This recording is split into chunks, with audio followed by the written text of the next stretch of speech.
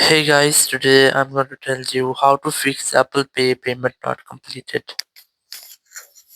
If you're using any iPhone or iPad and you're facing the issue that your payment not completed in Apple Pay, so let's see how can you fix the issue. So now to fix that, you have to check your network connection that you have a stable and strong network connection. Or you can also try to switch between your Wi-Fi or cellular, or you can also try to enable or disable your airplane mode up to 4 or 5 times. It will make a quick refresh with all of your network settings. Then go back, open your settings app here, go for general here, go for VPN and device management, and you have to make sure that you're not connected to any VPN.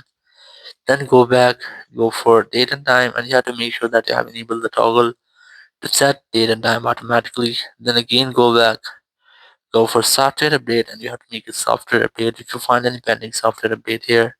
And after doing that, if you're still facing the same issue, open settings again, go for general again, go for transfer reset iPhone, select reset network settings, enter your passcode, and select reset network setting from the confirmation message pop-up. It will reset all of your network setting.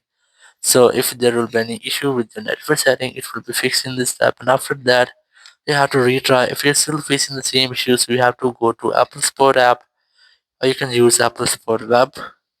Select your iPhone, select subscriptions and purchases, select unable to purchase, and then you just have to select the option of get more help, select call us.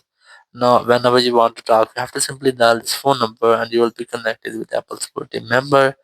You can discuss about your issue and get official help from there. So in this way, your issue will be fixed. Thank you very much for watching the video. Until next video, bye bye.